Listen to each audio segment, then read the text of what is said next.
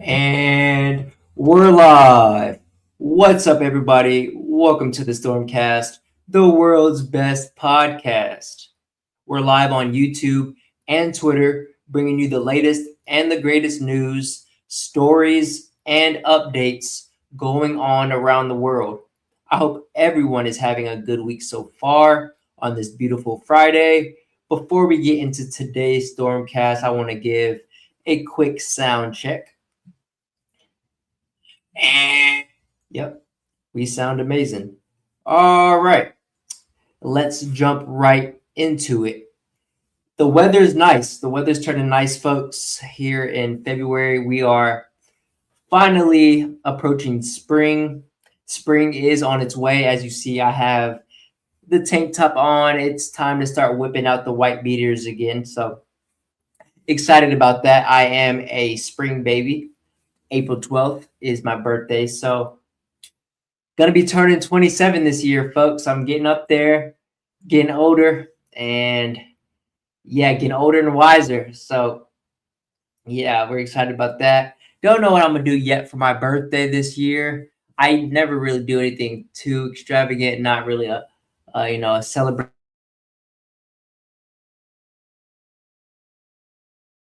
me type person, but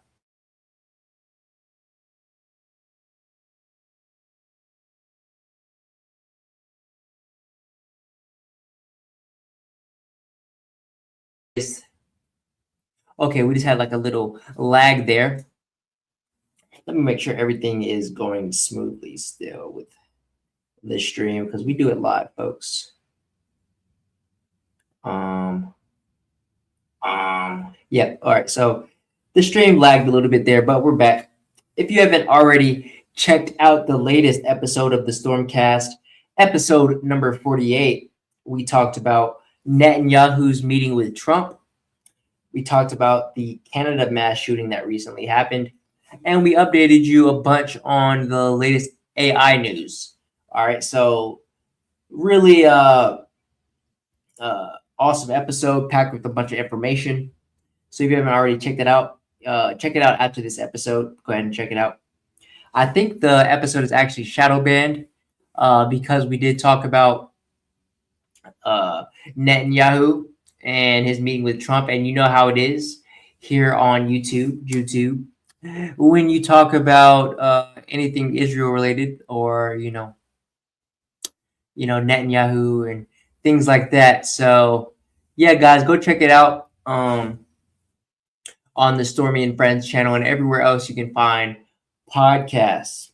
All right. So with that being said, let's just go ahead and jump into our latest news. And then after that, we'll jump into our topics for today's episode. But first, let's get into the news going on around the world. A lot going on around the world right now, folks. We are in a pivotal time in history. And first up, we have the United States is most likely going to be going to war with Iran here soon, and what that means. Okay. So, as you see here, we are on Instagram. And if you haven't already followed me on Instagram, what are you doing? All right. I got to promote myself. Got to shout myself out here. Go and follow me at IcyMick. All right. As you see, I update you every time I'm going live. Just posted this. Going live for episode 49 of the Stormcast, right? So we do have a Stormcast Instagram as well at the Stormcast. So go and follow us there, folks, to stay updated with everything Stormcast related and everything, surrounding my life as well. So yeah, with that being said, guys, first up we have the United States. United States is taking steps towards major war with Iran. Okay, so tensions between the United States and Iran are rising fast. The United States has sent major military forces, including the USS Gerald R. Ford and advanced fighter jets, while Iran has conducted live fire drills and threaten the Strait of Hormuz, a key global energy route. So markets are taking note on Poly Market. There's currently a 59% chance that the United States strikes Iran by March 31st, and a 25% chance that Supreme Leader Ayatollah Ali Khamenei is out of power by then. Okay, so the situation is heating up, and the risk of further escalation is growing over in the Middle East, folks. So let's read more. Here we have Geneva. Trump has dispatched a second aircraft carrier to the region. Let's pause that for a second. So it says here, President Trump sent the USS Gerald R. Ford toward Iran, the second aircraft carrier in the region. Quote, "If we don't have a deal, we'll need it." All right, so this is from Fox News. Okay, fair use. So we've talked about the Gerald R. Ford being one of the most expensive and most advanced aircraft carriers that the United States has. And I'm just going to go ahead and state it, folks. This is obviously a distraction, from, the recently released Epstein files, although, we didn't get all of the Epstein files. They're still lying to us about that, redacting names and, hiding, protecting, elite and so on and so forth. But this is also, important to realize that we are key allies for Israel, right? And Israel and Iran have had tensions going on in the Middle East, forever now. It's been going on over there, war with, between Israel and Iran. Obviously, we are Israel's ally, and we supply them, millions, hundreds of millions of taxpayer-funded dollars for war and whatever else they want to use it for. Who knows what else? But we know that they use it, obviously, to assert dominance in the Middle East on, with U.S. support. And, another foreign war that we don't need to be getting into. Obviously, one of Trump's campaign strategies was no more wars, right? We'll get into no more wars. That was one of his campaign promises. And as you see here, not even a year and a half, 2 years into his term, we are, heating up and about to enter a war with Iran. So, as I said, we fight. We are the puppet here. Our military and our ability to assert dominance globally. We're being used by Israeli politicians, and not only that, we have Israelis within our government already. So we are being used by them. And last episode we talked about the meeting between Trump and Netanyahu. Obviously, they probably discussed the fact that we're going to be going to war with Iran. And yeah, folks, here we have it. Let's just go ahead and see what they're saying. The USS Gerald R. Ford. In case we don't make a deal, we'll need it. If we don't have a deal, we'll need it. Leading Trump's delegation in Munich, Secretary of State Marco Rubio received a standing ovation for giving what some called a reassuring message to European allies. The talks resuming with Iran Tuesday, this time in Geneva. Trump has dispatched a second aircraft carrier to the region, the USS Gerald R. Ford. In case we don't make a deal, we'll need it. If we don't have a deal, we'll need it. Pause right there. All right, so make a deal with Iran. Why are we even involved, with this? What has Iran, what issues do we have with Iran? What have they done to us? Obviously we are fighting this war on behalf of Israel. And I've said it a million times, we don't need to be supporting them, folks. The world has woken up to what's going on, with the recent release of the Epstein files. We understand now that Israeli owns us, right? We are the United States of Israel. We are compromised. And we're fighting their wars. And, prayers go out to all the able-bodied men and women that are going to either have to deploy or, have to leave their families to go fight a foreign war, which is unneeded and being fought primarily in the name of Israel and their goal to, dominate not only the region that they live in the Middle East, but globally, So let's continue on. Leading Trump's delegation in Munich, Secretary of State. All right, so we saw that. Let's see what the next slide has to say. So here we have multiple U.S. Air Force aerial refueling tankers are crossing Europe en route to the Middle East. Okay, so, we know that our Air Force is, making its way to Iran. You can see it in flight logs right here. It's not being hidden or anything like that. It's right in front of our faces. And, this war, it most likely won't be human casualties. Obviously, there will be human casualties and a lot of innocent people dying, soldiers and citizens alike. But, this is going to be fought with, this is going to be a new type of war, right? With the drones that are now capable of striking from, distances, far distances. Obviously, you have robots and technology that have far advanced since our last, war with Iraq and in the Middle East. So let's continue on, folks. So obviously, Poly Market they bet on everything on the Poly Market app, and we now have bets for this war between U.S. and Iran.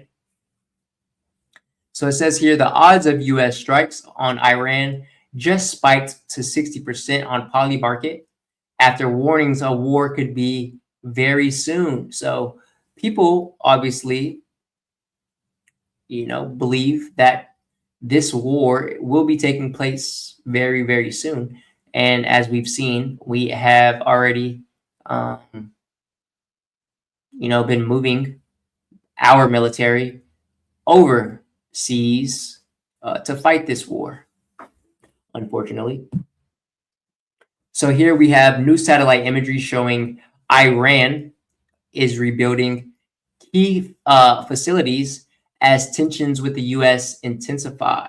Okay, so here we have satellite imagery of Iran and, military facilities being built in Iran.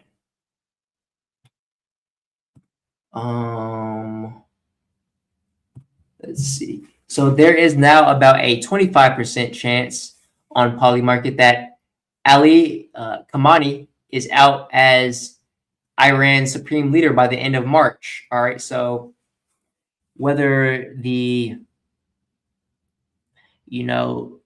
government of Iran chooses to get rid of their leader, their supreme leader, or we assassinate the man, people believe that he will be, no longer in power by March. Okay. So here we have Iran Supreme Leader Khamenei threatening to sink U.S. aircraft carriers. He warns Tehran has weapons capable of sending American warships to the bottom of the sea. All right, so let's listen. استادیم طرف ایران خیلی خوب ناو البته یک دستگاه خطرناکی است، اما خطرناکتر از ناو اون سلاحی است که می‌تواند این ناو رو به قعر دریا میگن ما ناو فرست. Basically, for the audio listeners, he's stating that, obviously the U.S.'s weapons and aircraft carriers are very scary and deadly weapons, but he claims that they have weapons that can sink them. All right, and then you hear the crowd cheering loudly, warmongering. And we have here a poly market trader is up 52% after rising U.S.-Iran tensions. All right, so yeah, folks, if you want to make some money, go ahead on poly market and bet whether or not you can predict whether or not and what's going on over there between us and Iran and wars and other bets. So yeah, this is probably a bet that you might want to make if you want to make some extra money, because it seems almost inevitable at this point. Not that it's our war to fight, obviously, but we are being used by Netanyahu and Israel. So let's read some of the comments. This person says, anything not to talk about the Epstein files. All right. This person says, we doing everything but talking about the Epstein files. All right. So this person says, Netanyahu must have threatened to release Trump pictures with naked 12-year-olds. All right. So everybody believing that this is directly related to the Epstein files being released, as I stated earlier. And, obviously it could be a one-off type of event, but this is,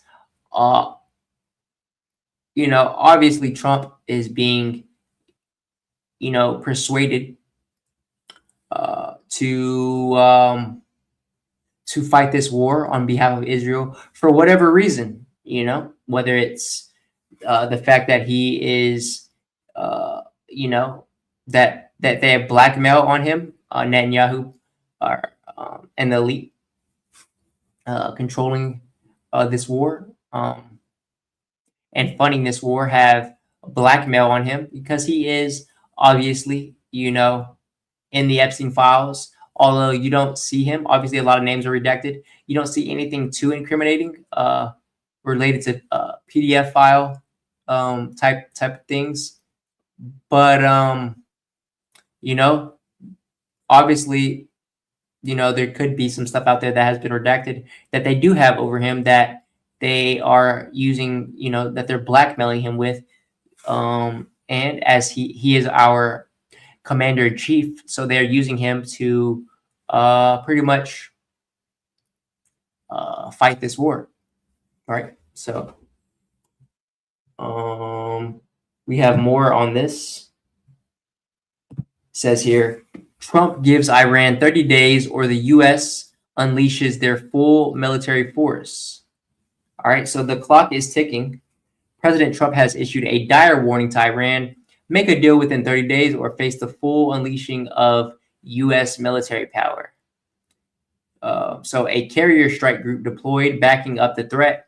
The USS Gerald R. Ford strike group has been ordered to the Iranian coast. The explicit deadline removes the ambiguity. We are now in a 1-month countdown to either a diplomatic breakthrough or a historic conflict. Markets are bracing for impact with oil, defense stocks, and volatility assets already moving on the news. All right, folks. So Iran obviously is a key holder in a lot of oil and trade in the Middle East. I believe they are backed by Russia and China. So if we do get into this war, folks, this will be a war of attrition. All right, and it won't be a pretty one. Okay, as I stated earlier, it won't be fought with boots on the ground. It will be a lot of bombs going off randomly without the victims even knowing that they were coming, right? So one moment you're breathing and the next moment you're gone, right? Whether it be from a drone strike or a supersonic laser missile. Obviously, we don't know all of the weapons that have been invented and are now, can now be used in war. But I'm sure they're not pretty, right? We've talked in previous episodes about, weapons that, are even AI, used by AI, so they can, use AI robots, dogs, drones, weapons that don't even look like weapons, but they are like, like AI controlled birds and mosquitoes and things like that. So it's going to be a scary one, a scary war if this does end up taking place, which it looks like it does. All right. Looks like it is going to happen with Trump, giving Iran a stark warning. And we know Iran, they're not, they're capable. They have a large military force, and obviously they are backed by other Eastern countries that, quite honestly, just don't like America, right? For, what we've done to them in the past, for our, specifically the Iraq war, for going over in Afghanistan and Iraq and killing innocents, civilians. Obviously that war, that's a whole nother conversation. We shouldn't have been in that war either. That was a war fought on behalf of Israel as well, I believe, because we know who did 9/11 at this point. So yeah, let's see what's going on here. So let me pause it. In this video, we have Trump stating that Iran has 1 month to make a deal. If they refuse, he says the U.S. will respond with military action at a level Iran has never seen before. He mentions missiles, drones, fighter jets, and full U.S. military capabilities. He says the U.S. is prepared. Let's listen. Yahoo yesterday. Has your thinking changed at all as it relates to these negotiations with Iran, Well, we have or to the make a deal. timeline with Iran? We have to make a deal, otherwise it's going to be very traumatic. Very traumatic. I don't want that to happen, but we have to make a deal. They should have made a deal the first time, and they got Midnight Hammer instead. And this will be very traumatic for Iran if they don't make a deal. Look, if they don't make a deal, then it'll be a different story. But we had a very good meeting yesterday with Bibi Netanyahu, and he understands, but it's ultimately up to me. If the deal isn't a very fair deal and a very good deal with Iran, then it's going to be, I think, a very difficult time for them in the back. Let me pause it there. Yeah, it'll be a very difficult time for them, but it will be a very difficult time for us as well.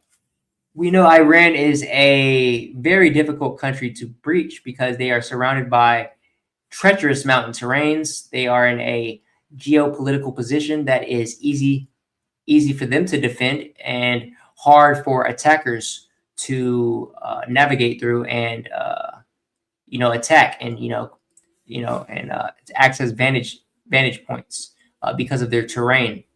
All right, so he doesn't, Trump doesn't. He needs to also mention that this is going to be a very difficult, very very treacherous war on everyone. All right. And yeah, let's continue on. I guess over the next month, something like that. Yeah, it shouldn't take, it should happen quickly. They should agree very quickly. Yeah.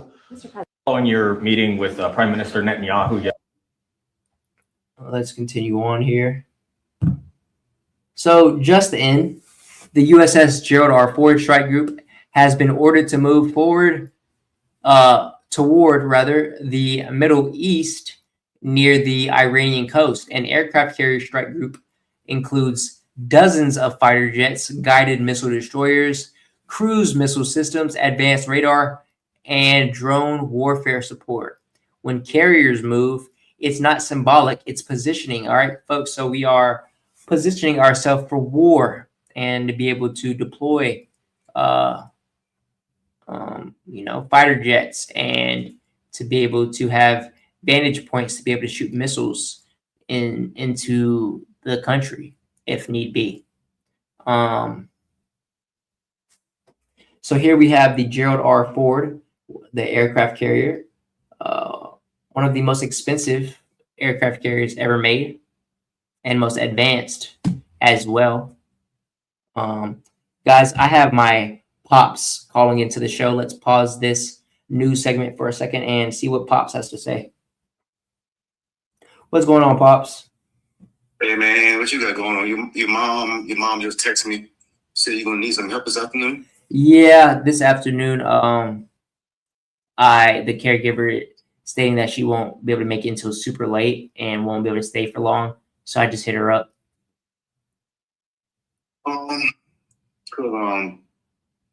I had plans this afternoon too, but that don't mean I can't do nothing for you. You just have to be. Kid don't get home around 6, and we had plans to go some damn where I can come straight to you now. Well, you said you're gonna finish the podcast at 5:00. Yeah, I'm on the pod. Say what's up to the pod, by the way. Hey, how you doing, pod? Yeah. Yeah. Hey, so I get off at 4. What time you be finished with the pod? Probably like 5:30. Okay, I'll call you back. All right, cool. All right. All right, folks. So yeah, I as always, I've been doing good with caregiving and having my caregivers lined up every day to have me. I live by myself, obviously. So with that, you have to have caregivers lined up or, support being, in a wheelchair as a quadriplegic. So today's one of those days where my caregivers, she's having her own issues going on. So, relying on people is never a good thing, folks. Being independent is the best way to be. And for the most part, I can be independent, but for some things I do need help with. And, she's stating that, it's always an excuse with women. They always got something going on, whether it's this or that. And, she's got some stuff going on with her kids, so, you know how it is with single mothers and whatnot. So, I just told her, don't worry about it. I'll have somebody else come. And so, yeah, that's what we're trying to figure out right now. So, yeah. All right. So shout out to Pops, right there. So let's continue on here with this war that's most likely going to happen. Okay. So as we said, when carriers move, oil reacts, defense stocks react, and crypto reacts. Escalation isn't random. It creates narratives. That's why people are watching $war, a geopolitical narrative play tied to rising global tension. So war headlines create volatility. Volatility creates opportunity. And by opportunity, they mean, people funding. These wars are funded by people, right? So people are making money, whether it's the people moving stocks, the arms dealers, the oil companies, everything's going to go up during wartime, which a lot of people are going to be making money, right? So war isn't just random. We fight these because those who control the world are greedy, money hungry, and power hungry individuals. Okay. So we have more on this. Here we have new photos showing U.S. Abraham Lincoln Carrier strike group sailing toward the Middle East. So here we have newly released photos capture a powerful show of force as U.S. naval assets move through the region amid heightened tensions. And this is posted 3 days ago, folks. So very recently. So the Abraham Lincoln Carrier strike group, accompanied by 2 military supply ships and 2 U.S. Coast Guard cutters, sailed together in the Arabian Sea as aircraft from Carrier Wing 9 flew overhead. So This coordinated movement highlighted the group's operational readiness and its ability to project air and sea power simultaneously, with carrier-based aircraft conducting flight operations while escort and support vessels maintain formation in the strategically vital waters of the Middle East. Okay, so let's see some more of the photos of what's going on. All right, so here you have them sailing, the Navy. Looks like U.S. Gerald Ford right there, and some of the fighter pilots. It looks like UAV as well with it, and other, flight operation aircraft. We have more vessels. I'll look at two of the vessels, and that's everything all together heading toward in one picture. All right, and continuing on with this,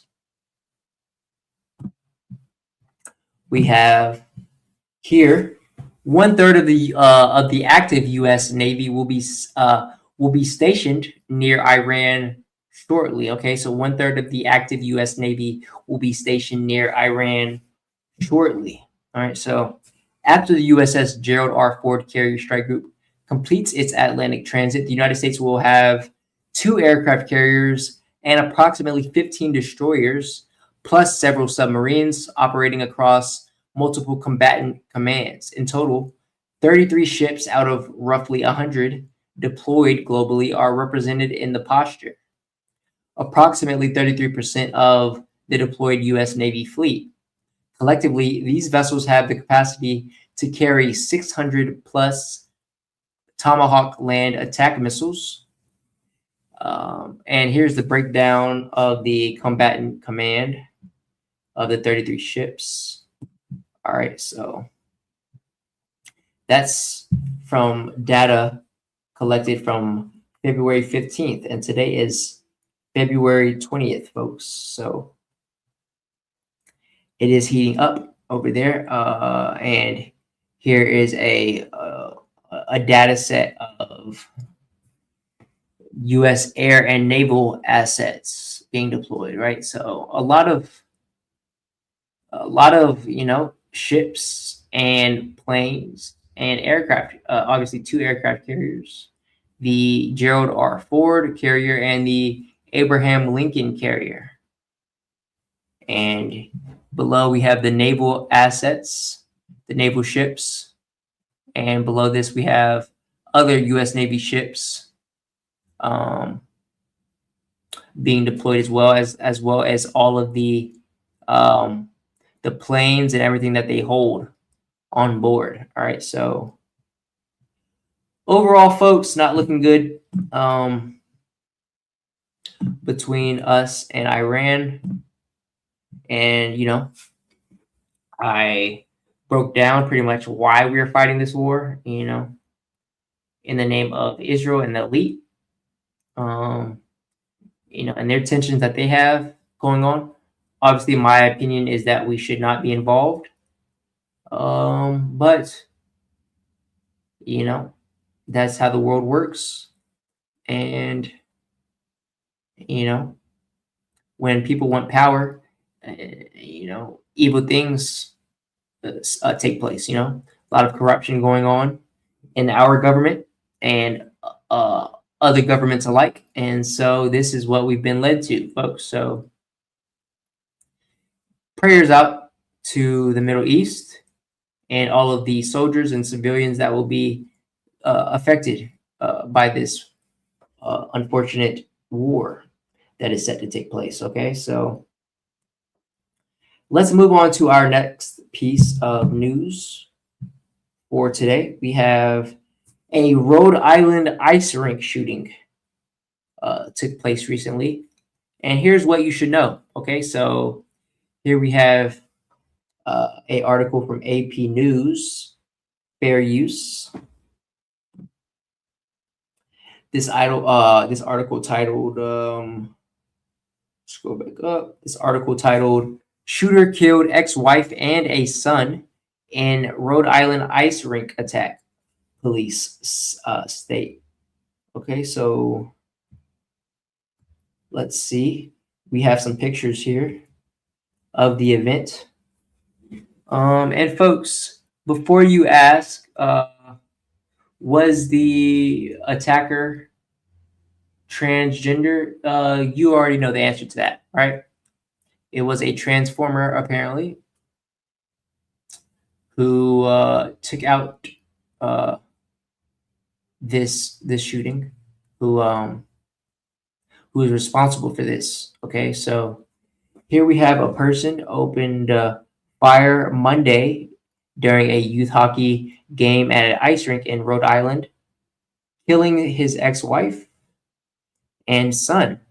All right, so here we have some pictures. We have a video here, actually. Let's watch. There were members of our congregation who were actually at the rink yesterday, and we wanted to give them and mostly the kids and the families that were there and that are skating hockey players with those kids that went through something, a place where they could come and be together and feel their feelings and have their feelings validated. We thought that opening up to them and allowing them to come and listen to some healing words and be able to hold on to each other and grieve would be helpful to them. They need to know that we stand with them and that this is a safe place and that their school is a safe place and that they can go there and get comfort and cry if they need to cry and feel whatever they're feeling, because sometimes that's hard, and especially there's a whole bunch of boys in there, and sometimes boys are taught to be strong and to be tough, and you can't be that all the time. You have a heart and you need to process these things. Okay, so what we have there is a press release interview of what appears to be a local from the town there in Rhode Island where the incident occurred. Encouraging individuals to, seek therapy from this event that they've been affected by. Go to church, and don't be afraid to reach out for help and to be able to heal from this. Yes, so prayers go out to everybody affected from this event, obviously. Here we have more pictures. All right, a man holding his what appears to be son after the event. We have police putting down evidence tape around the crime scene. So it says police continue to tape off the Dennis M. Lynch Arena a day after a deadly shooting during a youth hockey game on Tuesday, February 17th.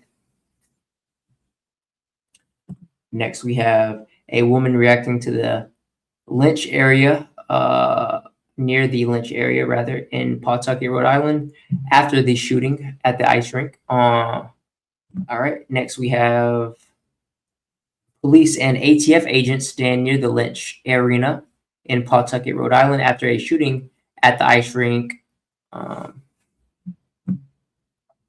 And the last picture here is a picture of high school hockey players and parents speaking to police officers near the Lynch Arena in Pawtucket, Rhode Island, after the shooting at the ice rink. Okay, so we have some videos to go along with this. We can read a little bit more to give us a little bit more background information of the event. Okay, so Pawtucket, Rhode Island, where the shooting occurred.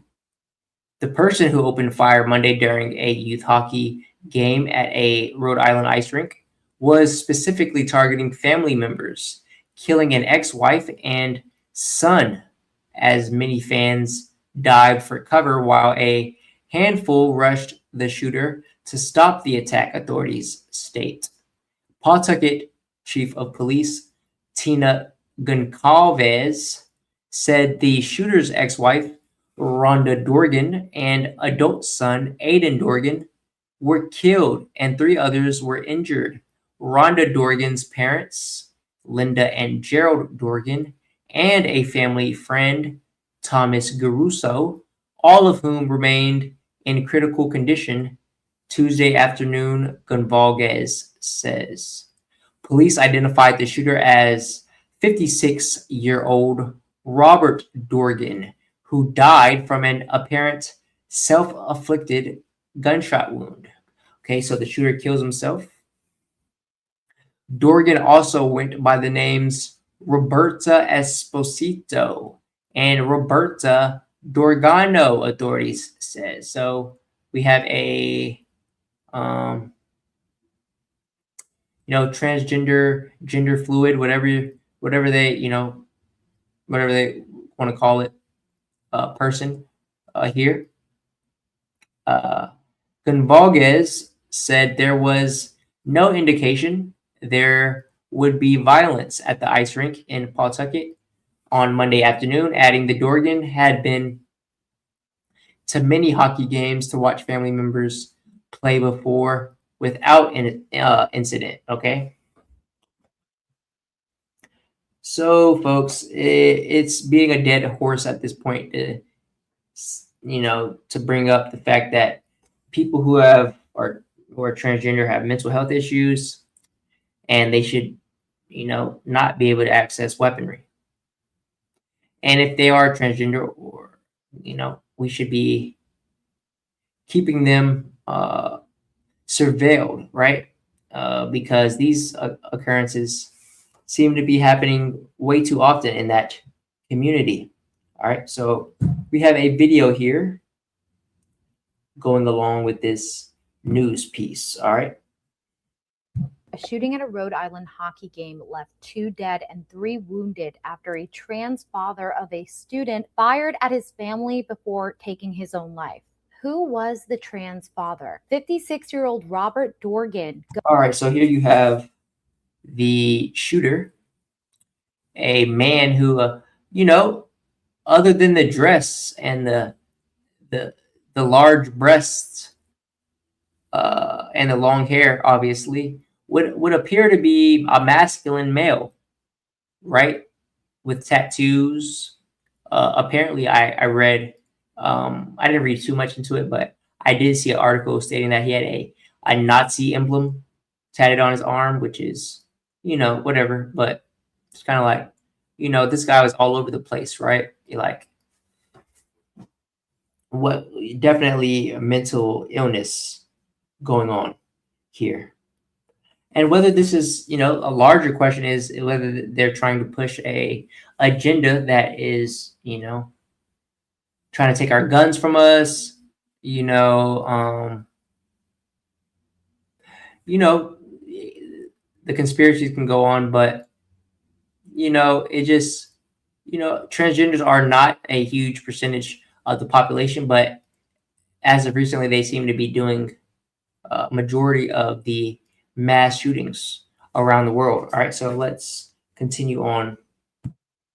Going by the name Roberta Esposito, was the father of a senior hockey player for North Providence High School. The violence unfolded Monday at Lynch Arena in Pawtucket during what was supposed to be a celebratory senior day for the players in the tournament. Grainy video circulating online appears to show the shooter walking down the aisle in the stands before suddenly opening fire, sending families and students scrambling for cover. According to multiple reports, the 2 people killed were the mother of Dorgan's son and his son. According to court documents, his ex-wife Rhonda Dorgan filed for divorce in 2021. Initial paperwork cited gender reassignment surgery and personality concerns as grounds, but those reasons were later replaced with irreconcilable differences. The divorce was finalized in June 2021, and records indicate Dorgan. I mean, just look at this, right? Imagine seeing this guy at the lake or wherever he's at here with a bikini on, a grown man, right? You're definitely going to be confused and frightened, right? So these people are sick, and they're being around kids like this is definitely confusing everybody, and it's just not good for humanity, all right, and our global consciousness and ethics, morals, all of it. It's all messed up, folks. Let's continue. Dorgan was living in Jacksonville, Florida, and working as a truck driver at the time. Court documents also show that years earlier, in early 2020, Dorgan had gone to North Providence Police to report that after undergoing gender reassignment surgery, his father-in-law wanted him out of the family home. Dorgan alleged his father-in-law threatened him and used derogatory language toward transgender people. The father-in-law was charged at the time, though those charges were later dismissed. Dorgan left a footprint on X with posts including angry commentary about anti-trans rhetoric, along with pro-Nazi and white supremacist views. In the days leading up to the shooting, Dorgan had been active on social media, posting thousands of messages on X. And the night before the shooting, he responded to another user's comment about Representative Sarah McBride, writing, quote, "Keep bashing us, but do not wonder why we go berserk." Authorities continue to investigate the shooting and the events leading up to it. A shooting at a Rhode Island. All right, folks. So there's some background on the transgender shooter. We have another video to go along with this from ABC7. Fair use. Video titled "Shooter Identified in Targeted Shooting at Rhode Island Ice Skating Rink." So let's get into some more, some coverage. Chilling video here showing the moments a shooter opened fire at a high school ice hockey game in Go back a little Chilling bit. video here. Chilling video here showing the moments a shooter opened fire at a high school ice hockey game in Rhode Island. Police now reviewing this footage showing the scramble to escape the gunfire. Tonight, we're learning new details about the person behind the gun and the possible family dispute that may have led to this deadly shooting. Our Michelle Fisher live in our newsroom with what investigators have just revealed. Michelle. Mark, this was a senior night event with high school hockey players from all across the state of Rhode Island. Unfortunately, what started as a celebration ended in tragedy.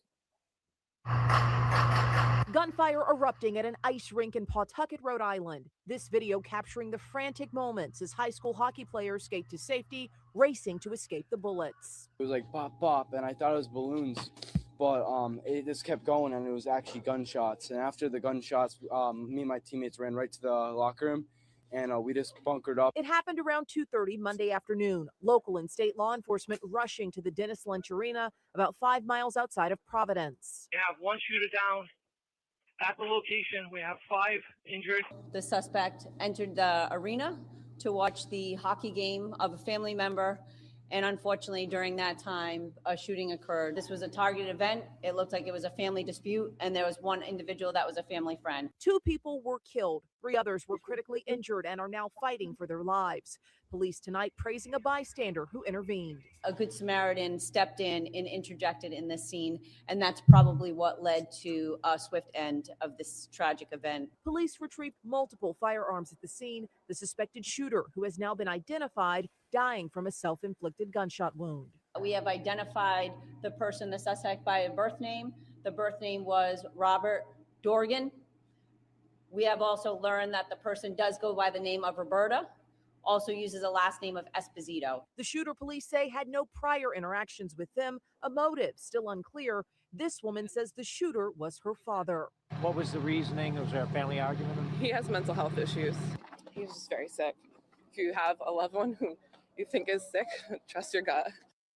And tonight, law enforcement in Pawtucket have not released the identities of those victims involved and say they are in the initial stages of this investigation, with the ATF and FBI now assisting. Live in the newsroom tonight, I'm Michelle Fisher, ABC7 Eyewitness News. All right, so more coverage there from ABC7, fair use. And then you have, pretty much detailing, what went on at the event, some footage. Also, a interview with the daughter of the gunman, stating that he had mental health issues, which is a understatement. All right. So if you have mental health issues, folks, that is no excuse to go and shoot up people. It's not cool. It's not meta. right? You know, and you know, prayers go out to the families of everyone involved and the state of Rhode Island as they recover from this event. All right, so we have one more video going along with this. Apparently, someone jumped in and stopped the shooting. A hero. Shout out to that individual. We have another video from ABC7 Chicago. Man who helped stop shooting at Rhode Island ice rink speaks out. Obviously, this was before, obviously, the shooter turned the weapon onto himself and ended it. Okay, so let's watch. My wife and I were there just to enjoy the family day. This morning, the Good Samaritan who helped stop a gunman during a deadly shooting at a high school hockey game in Pawtucket, Rhode Island, is speaking out. I was watching the games looking to my left, and in front of me, you heard a bang, bang. The chaos erupting just after 2:30 Monday afternoon. Players still on the ice as nearly a dozen gunshots were fired. Fans ducking and scrambling for cover. I remember looking up at the clock, and it was 10 minutes and 12 seconds. Authorities investigating this video that appears to show the suspect, 56-year-old Robert Dorgan, wearing a white hat, pulling a gun, and moving through the crowd. Moments later, Michael Black is seen rushing in. As the gun was extended and my wife went running, and as soon as she cleared my sight is when I stood up on the bleachers and I jumped towards the shooter. Black telling us his finger became lodged in the gun's chamber, preventing it from firing again, but the suspect reached for a second firearm. I saw panic on his face, and I'm looking at him, and he's got the gun. Dorgan then used that second gun to kill himself. Their courage undoubtedly prevented further loss and injury, and we thank them for that. Investigators say the shooting stemmed from a family dispute, confirming the two people killed were Dorgan's ex-wife, Rhonda Dorgan, and his adult son, Aiden Dorgan. Black and his wife were separated in the melee.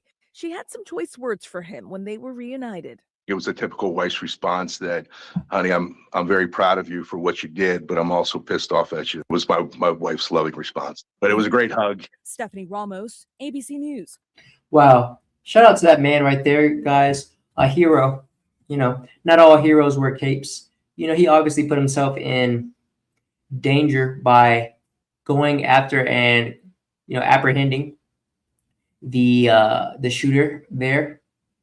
You know, so he could have been hurt. So, you know, there are good Samaritans and there is still good in this world. You know, when there's evil, there is always good, right? So there's evidence of that clearly right there. And stopping that shooter from, you know, possibly killing a lot more people, right? So guy walked in with the AR and other weapons, right?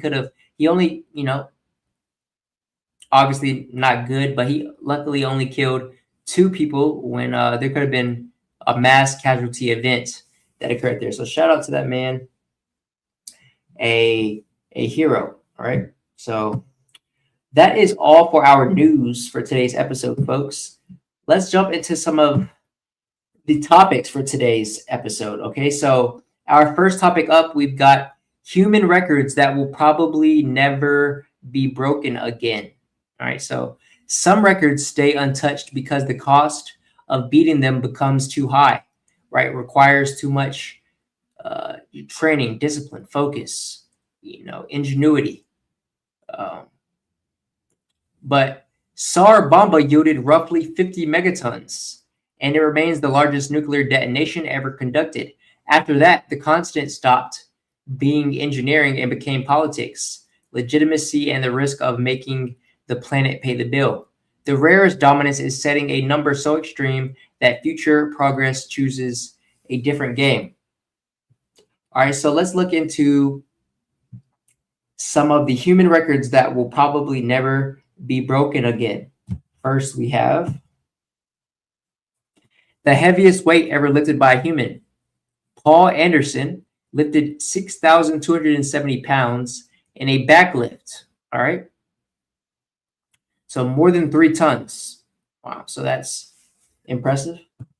Next, we have the fastest land speed ever recorded was from Andy Green. He hit 763 miles per hour in the thrust SSC in 1997. All right, so there you have what that looks like, that vehicle. Impressive, yet again. Next, we have the most translated book in history. So no surprise, it's the Bible, all right, which has been translated into over 4,000 languages, all right. Next, we have the most Academy Awards won is from Walt Disney, who has won 26 Oscars in his lifetime, all right, so Walt Disney. Next, we have the longest recorded sniper shot. A Canadian sniper hit a target from 2.2 miles away in 2017. Wow, that's a very long shot. And next, we have the longest underwater breath hold ever, which came from Budimir Sobat. He held his breath for an impressive 24 minutes and 37 seconds. All right, so how he trained to get to that point, lung capacity. Obviously, there's some people out there biologically that have, you know, a propensity to have greater lung capacity biologically, you know, genetically, but that's still very impressive. Almost a 30-minute breath hold. Next up, we have the most children born to one woman, recorded from Valentina Vasilyeva. She gave birth to 69 children in her lifetime. All right, so doing a lot of 69 there, and 69 children. All right, so she mama was a Rolling Stone. All right, whether this is all to one man, which would be, you know, absolutely crazy, that family, that legacy, but yeah, shout out to her. Shout out to Valentina Vasilyeva. And next, we have the most powerful nuclear explosion ever recorded. The Tsar Bomba detonated with 50 megatons of force. All right, so yeah. The next largest explosion was 15 megatons, to put that into perspective. Okay. Next, we have the most babies born in a single birth. Nadia Suleiman gave birth to 8 babies, 8 tuplets. What would you call that? So, you know, triplets, you have twins, quadruplets, 5 tuples, I think, something like that. But 8, that's an impressive. Let's ask ChatGPT.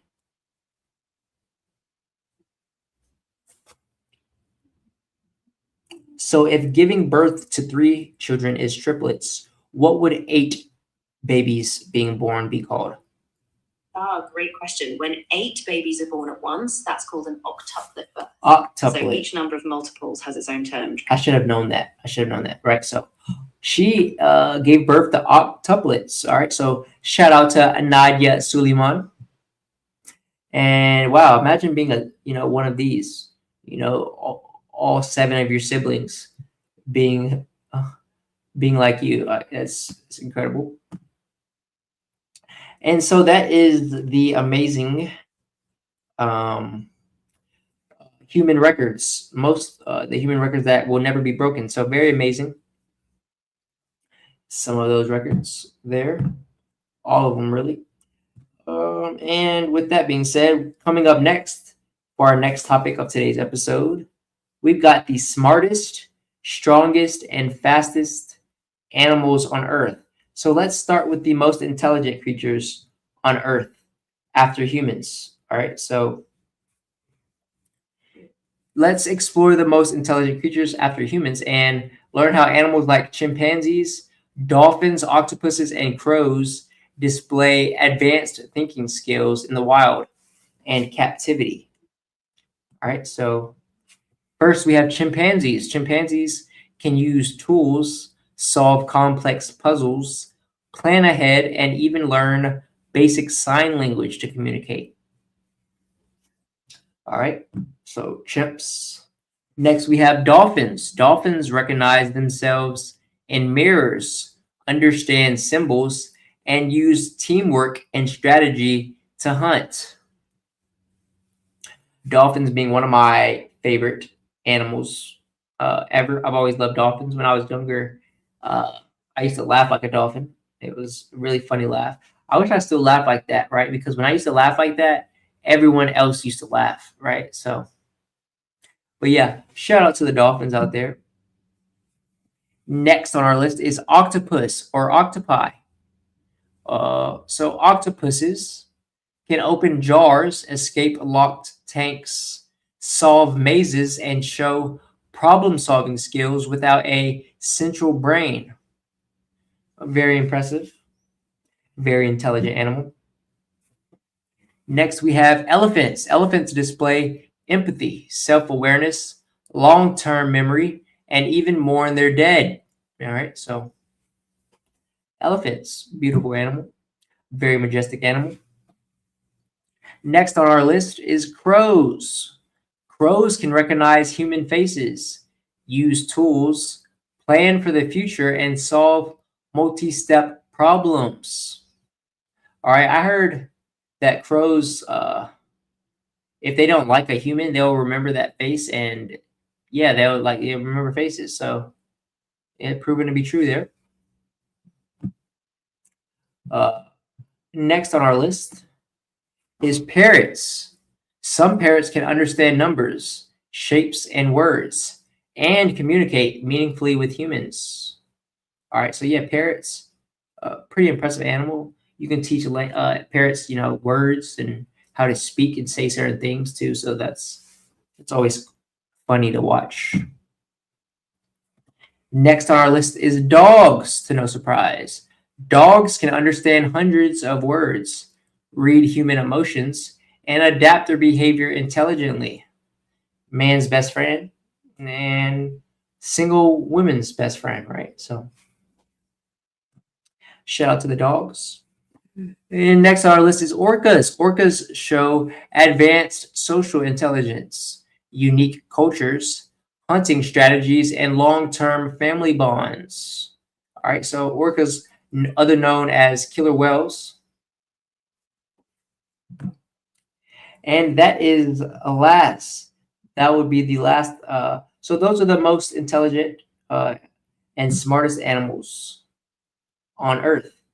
Now let's get into the strongest or most powerful animals on Earth and the science behind their strength.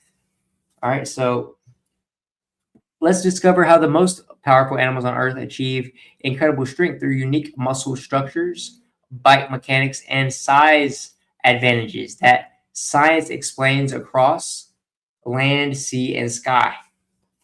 All right, so first up,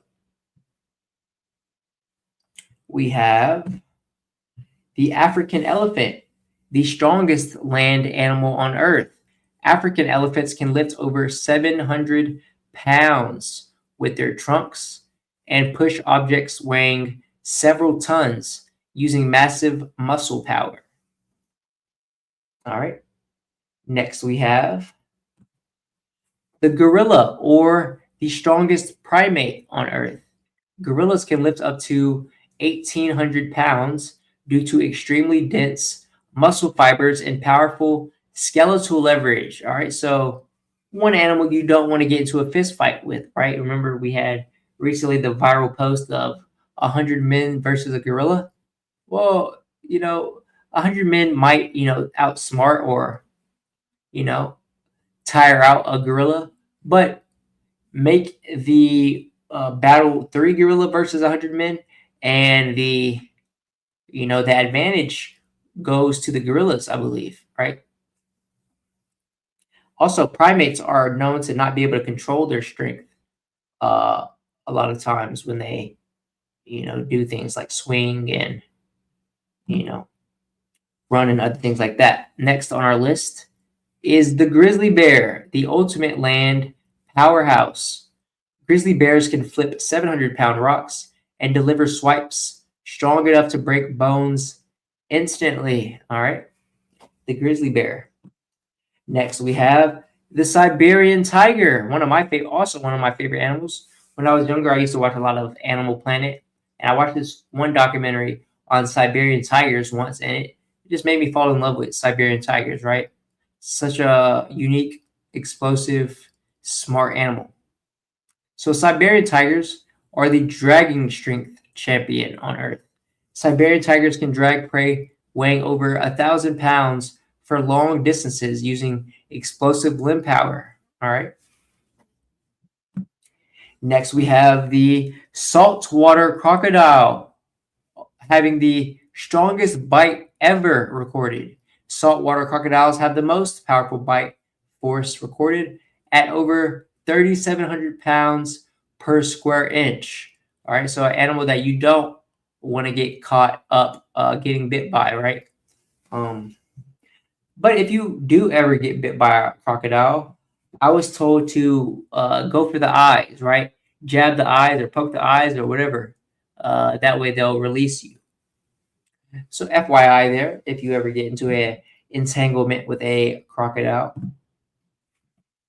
And next on our list is the blue whale, or the strongest animal ever. Blue whales generate enormous propulsion force with tails that can move hundreds of tons of body mass through water. All right. Also, the largest animal on Earth as well, I believe. And next we have the ox, the heavy load pulling specialist. Oxen can pull loads exceeding 1.5 times their body weight for long distances due to exceptional endurance strength. All right, so ox being able to pull objects more than 1.5 times their body weight. Very impressive. And last on our list is the golden eagle. Okay, the strongest flying predator. Golden eagles can carry prey up to 4 times their body weight using powerful wings and extremely strong talons. All right, so there you have it, folks. That is our strongest animals here on Earth. Now, let's get into the fastest animals on Earth. Okay, so these incredible biological animals are the fastest land animals, and let's learn exactly how they engineer such mind-blowing velocity on the ground. Okay. First on our list, no surprise here, is the cheetah. Being able to reach speeds up to 60 to 70 miles per hour. A flexible spine boosts stride length, and its body is built for explosive acceleration and quick direction changes. All right. If you ever watch Animal Planet, you've seen a cheetah hunt. It's, an amazing thing to watch, right? How explosive they are and their get up, and how they can just go from 0 to 70 extremely fast, right? Next on our list is the pronghorn, reaching up to speeds up to 55 miles per hour. Not the fastest sprinter, but one of the best at holding high speed longer. Okay, so an endurance and speed animal. So it does this thanks to massive oxygen delivery capacity. All right.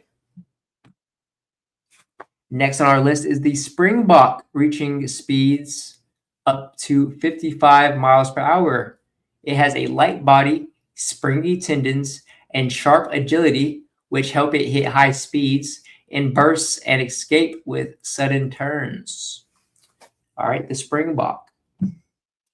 Next on our list is the lion, reaching speeds up to 50 miles per hour.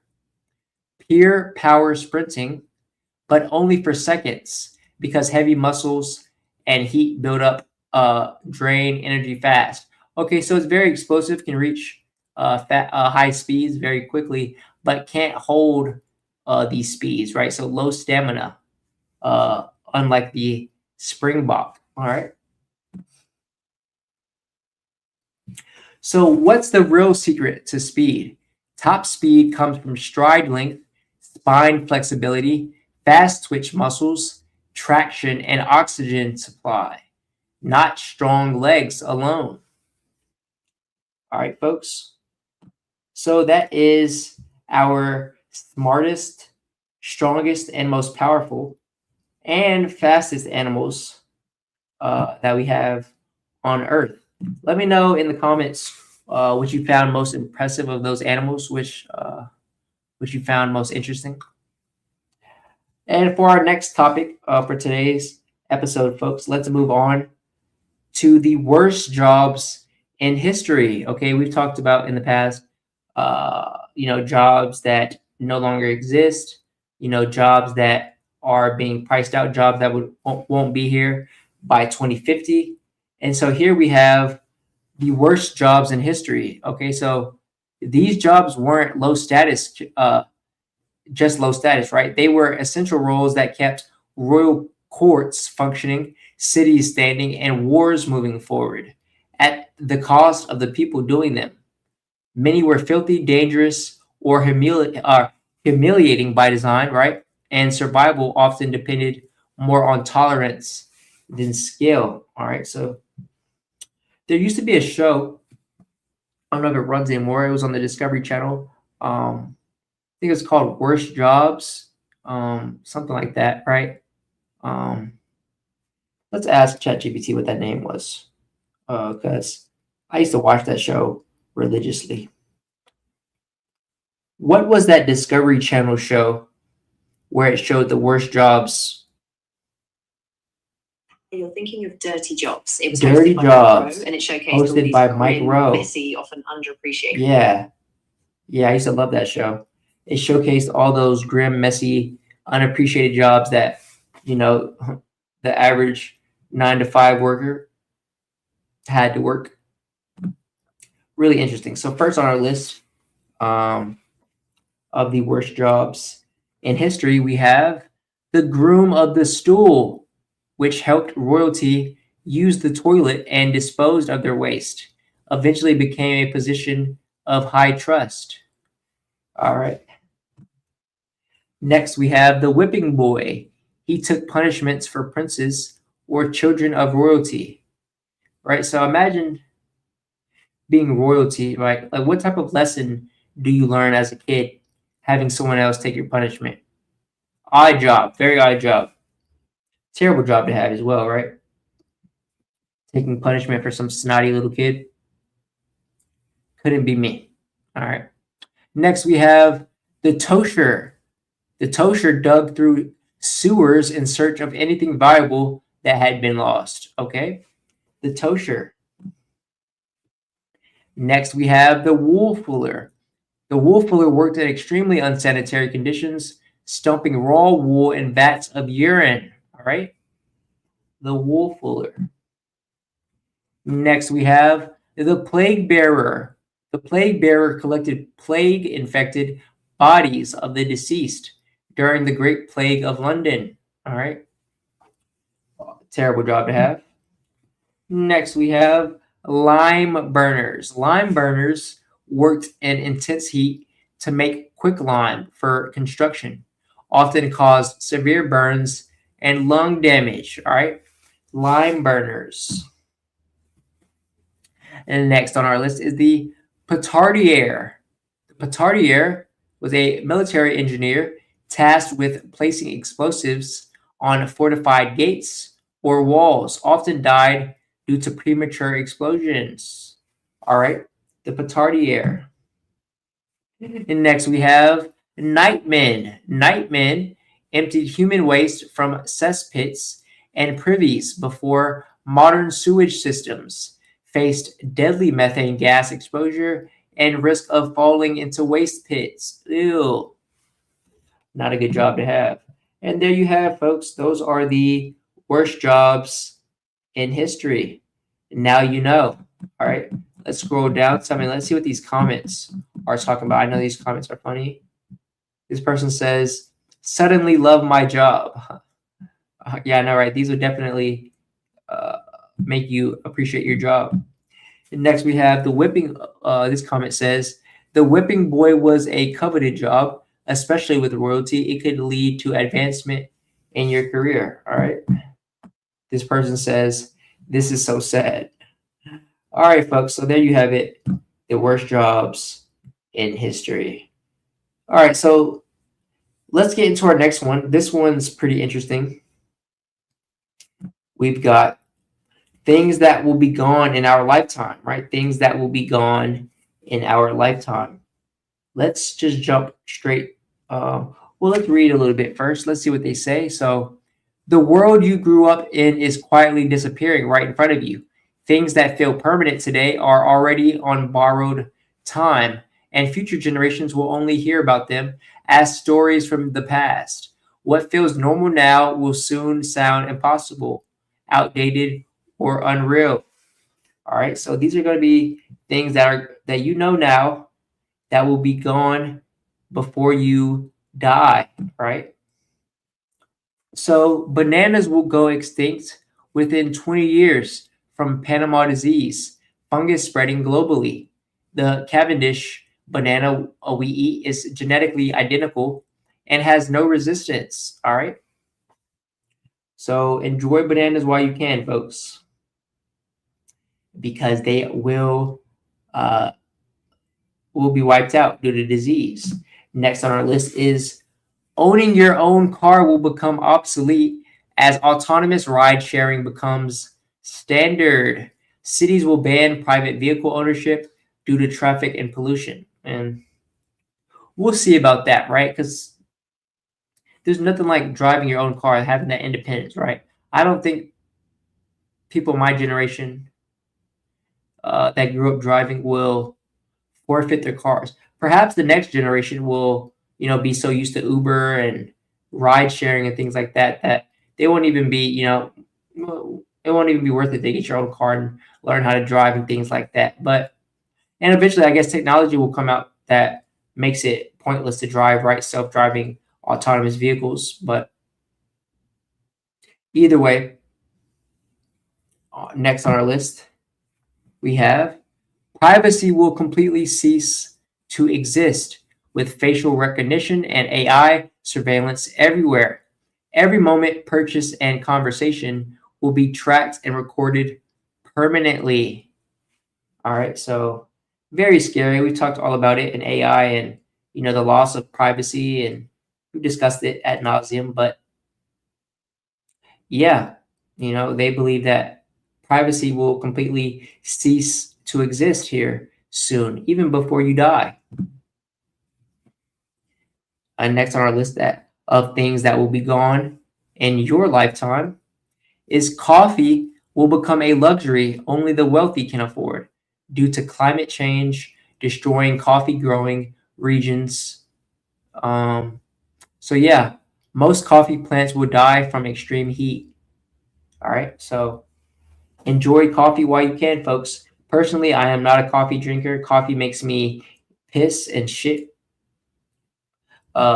like a dog, right? So not my thing, but many of you enjoy your cups of joe. All right. Next is honeybees will go extinct, causing massive food shortages worldwide. Without bees pollinating crops, 70% of food production will collapse completely within decades. All right, folks. So, save the bees, right? We need our bees if we want to continue to have the food that we have now, right? And so, yeah, folks, most jobs will be replaced by AI, as we've talked extensively about, and automation, making human workers unnecessary.